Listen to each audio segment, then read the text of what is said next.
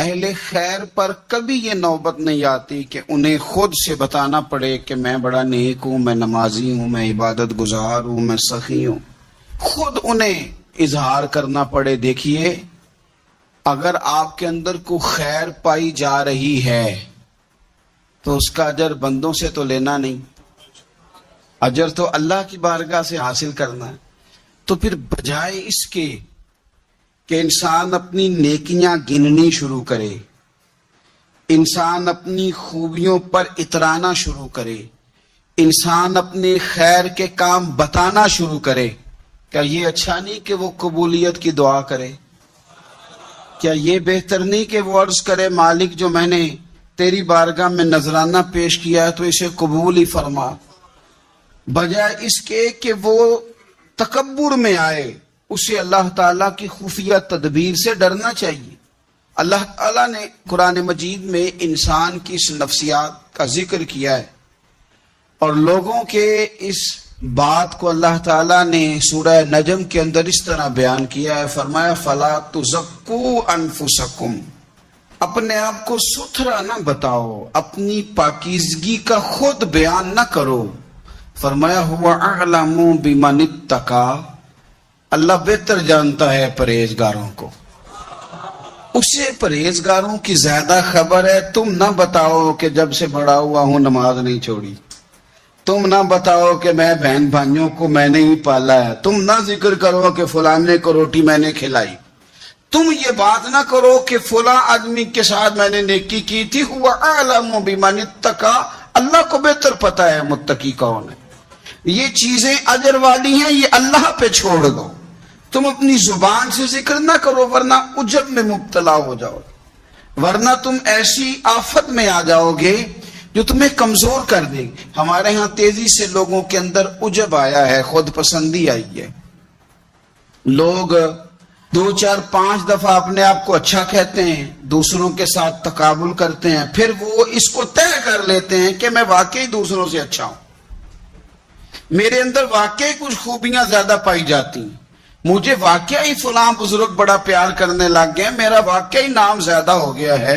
اور نہ میرے بھائی، رب کے بندوں کی تو شان یہ ہے کہ راتی ساری کر کر زاری، وہ نیند اکھاں تھی توندے، فجرے او بھائی گناہگار کا آون، تے وہ سب تو نینے ہوندے.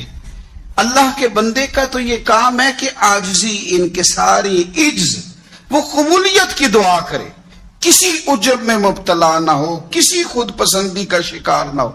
حضرت سیدہ عائشہ صدیقہ رضی اللہ تعالیٰ نہ قربان جائیں ہماری اماں کے، کیا انداز تربیت ہے اور کیا اللہ نے انہیں معرفت کا نور عطا فرمایا ہے. کسی نے پوچھ لیا اماں جی گناہگار کون ہوتا ہے؟ خاموشی چھا گئی. سیدہ طیبہ طاہرہ حکمت کے موتی بکھیرنے لگی. اماں جی گناہگار کون ہوتا ہے؟ تو فرمانے لگی وہی تو گناہگار ہوتا ہے جو اپنے آپ کو نیکوکار سمجھتا ہے. جس نے طے کر لیا نا میں نیک آدمی ہوں، پرہیزگار آدمی ہوں، میں بڑا اچھا ہوں، نمازی ہوں، حاجی ہوں، صوفی ہوں، درویش ہوں، حلال کماتا ہوں، یہ جس نے گمان کر لیا نا کہ میں ہی تو ہوں پگڑی کے نیچے چھپا ہوا، میں ہی تو ہوں جس کے چہرے پر داڑھی آئی ہے تو نورانیت بڑھ گئی ہے، میں ہی تو ہوں جو وقت پر مسجد آیا تھا، میں ہی تو ہوں جس نے آگے بڑھ کے سب سے پہلے خیر کا کام کیا. فرمایا جس نے کہا نا میں نیک ہوں وہی تو ہے جس نے گناہگاری کو قبول کر لیا ہے. تو میرے بھائی کبھی بھی کسی بھی مقام پر خود پسندی کا شکار نہ ہو. خود پسندی کا، ایک تو اپنی رائے کو کبھی آخری رائے نہ سمجھیں. میں اکثر دوستوں سے کہتا ہوں وہ جی میں نے کہا تھا تو میری مانی نہیں گئی، تو میں نے کہا ہم نے تو آپ سے مشورہ مانگا تھا، ہمیں پتہ ہی نہیں تھا آپ حکم دے رہے ہیں.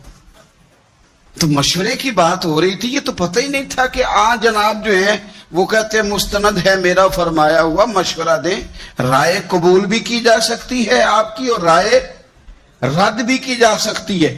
دیکھیں نا احد کے میدان میں حضور کی رائے اور تھی، صحابہ کی رائے اور تھی، رسول پاک علیہ السلام نے ان کی رائے کو قبول کیا، فرمایا ان کے جذبات کا خیال کرنا۔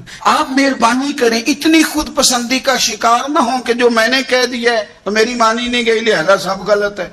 آپ دوسرے کو موقع دیں۔ جنگ خندق کے موقع پر بڑے بڑے کبار صحابہ کی رائے اور تھی کہ باہر نکلنا چاہیے، باہر نکل کے لڑنا چاہیے، حضرت صدیق اکبر جیسے لوگ، حضرت عمر فاروق، مولا علی جیسے لوگ۔ لیکن حضرت سلمان فارسی رضی اللہ تعالیٰ انہوں نے کہا حضور مدینے میں رہتے ہیں، خندق کھودتے ہیں، تو رسول پاک نے باقی سب کی رائے کو چھوڑا، جناب سلمان فارسی کی رائے کو قبول فرمایا۔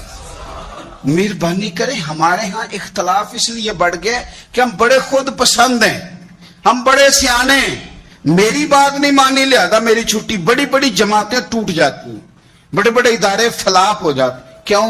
کہ ہمیں اپنی رائے بڑی عزیز ہو گئی ہے، ہم اپنی بات چھوڑنے کو تیار نہیں ہوتے۔ کچھ لوگ ایسے ہیں جنہیں اللہ عقل دیتا ہے، عقل خالص خدا کا فضل ہے۔ آپ یقین کریں بہت سارے پڑھے لکھے لوگ بھی سیانے نہیں ہوتے، ڈگری ہوتی ہے شعور نہیں ہوتا۔ اللہ تعالیٰ کچھ لوگوں کو معاملہ فہمی دیتا ہے۔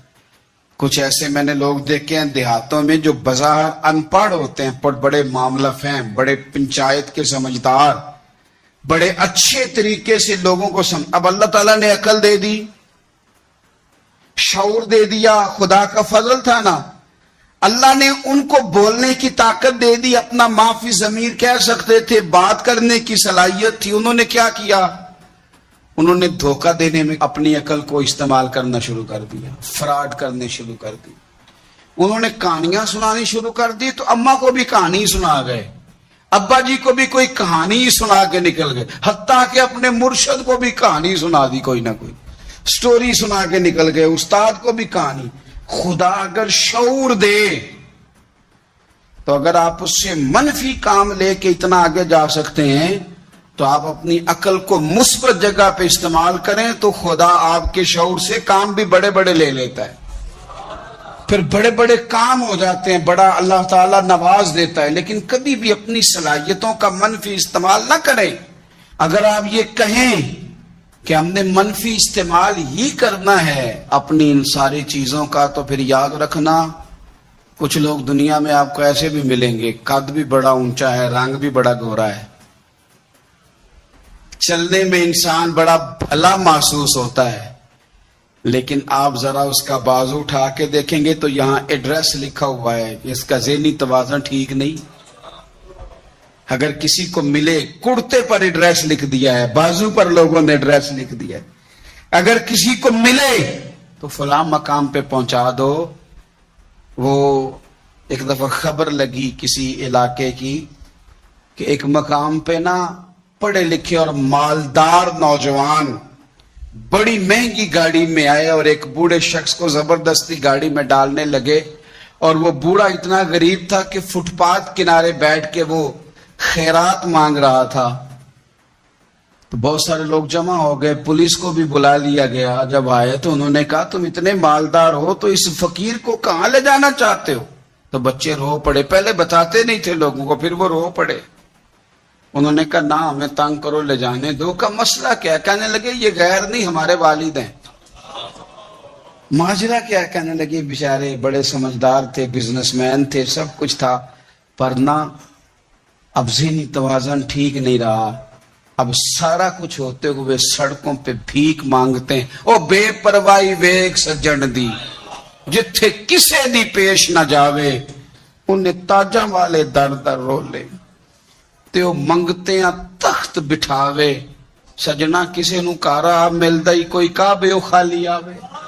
تو اگر آج شعور سلامت ہے، شعور، تو پھر تھوڑا خیال کریں۔ کچھ لوگ خود پسندی کا شکار ہو جاتے ہیں، میں سونا بڑا ہوں، میرا رنگ بڑا گورا ہے، یہ ڈھل جاتی ہیں جوانیاں، ختم ہو جاتے ہیں مسئلے۔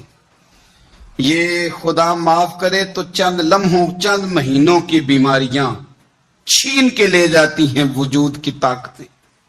یہ کبھی ان سونے جوانوں کو دیکھو جن کا قد کاٹ بڑا عروج پہ تھا اور چیزیں بڑی اعلیٰ تھیں، لیکن جب وہ بیمار ہوئے تو ان کی حالت یہ ہو گئی کہ اب پوچھنے والا کوئی نہیں، اب کوئی شخص نہیں جو ان کو پانی کا گلاس بھی دے سکے، اب کوئی نہیں جو ان کے قریب بھی جا سکے، اب کوئی شخص ایسا نہیں۔ ان کو دیکھ کے محسوس ہوتا ہے کہ یہ ڈھانچہ ہے، ان کے پاس گوشت موجود ہے ہی نہیں۔ میرے عزیز، اگر آپ تھوڑا سا اپنے اوپر توجہ دیں، میرے رسول پاک صلی اللہ تعالی علیہ وسلم نے نا ہماری تربیت فرمائی، کسی جگہ بھی حسن ہو، دولت ہو، اچھا پھر یہی معاملہ دولت کا ہے۔ دولت محنت سے نہیں ملتی، خدا کے فضل سے ملتی۔ بڑے بڑے سمجھدار لوگ رہ جاتے ہیں۔ حضرت میاں صاحب نے کہا تھا، میں بے وقوفاں دے نوکر ویکھے دانش مند سیانے۔ یہ خدا کے فضل سے پیسہ ملتا ہے۔ اب لوگ سمجھتے ہیں میری بڑی عقل ہے، میں بڑا تیز ہوں، میں نے بڑے پیسے کما لی۔ کچھ لوگ پھر انہیں حقیر لگنے لگتے ہیں، معاذ اللہ۔ وہ کہتے ہیں دیکھو کپڑے کس طرح کے پہن کے آ گئے۔ آپ یقین کریں ایسے لوگ دیکھیں ہیں جو لوگوں کے کپڑے دیکھ کے، جو لوگوں کا حلیہ دیکھ کے، لوگوں کا لباس دیکھ کے ان پر تنقید کرتے ہیں۔ یہ کمال ہے میرے کریم کا کہ حضور کے کبھی ایک سائیڈ پہ بلال حبشی بیٹھے ہوتے تھے، اور کبھی صہیب رومی بیٹھے ہوتے تھے، اور کبھی عمار بن یاسر بیٹھے ہوتے تھے۔ قربان جائیں، کیا شان ہے۔ کسی نے کہا یا رسول اللہ ہر وقت غریبوں کے بیچ نظر آتے ہیں۔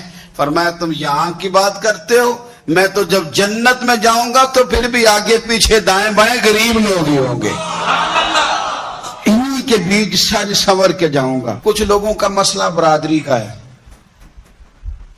ان کی برادری بہت بڑی ہے، قبیلہ بہت بڑا ہے۔ اوہو، انہوں کسی نے بتا دیا ہے کہ جناب تو بہت عظیم الشان قبیلے سے تعلق رکھتا ہے، تیرا بہت بڑا منصب ہے، بڑا مقام ہے، تجھے تو لوگ چودھری صاحب کہتے ہیں۔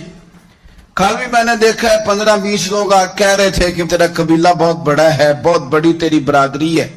فتح مکہ ہوا تو امام غزالی رحمت اللہ تعالی علیہ فرماتے ہیں کہ نبی پاک صلی اللہ علیہ وسلم نے نا سیدنا بلال حبشی کو کعبے کی چھت پہ کھڑا کیا۔ یہ کس نے ذروں کو اٹھایا اور صحرا کر دیا، یہ دیکھو کس نے قطروں کو ملایا اور دریا کر دیا، کس کی حکمت نے یتیموں کو کیا در یتیم اور غلاموں کو دنیا بھر کا مولا کر دیا۔ نبی پاک صلی اللہ علیہ وسلم نے سیدنا بلال کو کعبے کی چھت پہ کھڑا کیا تو حارث بن ہشام اور سہیل بن عمر یہ کہنے لگے دیکھو ایک سیاہ فام کو اذان دینے کھڑا کر دیا ہے۔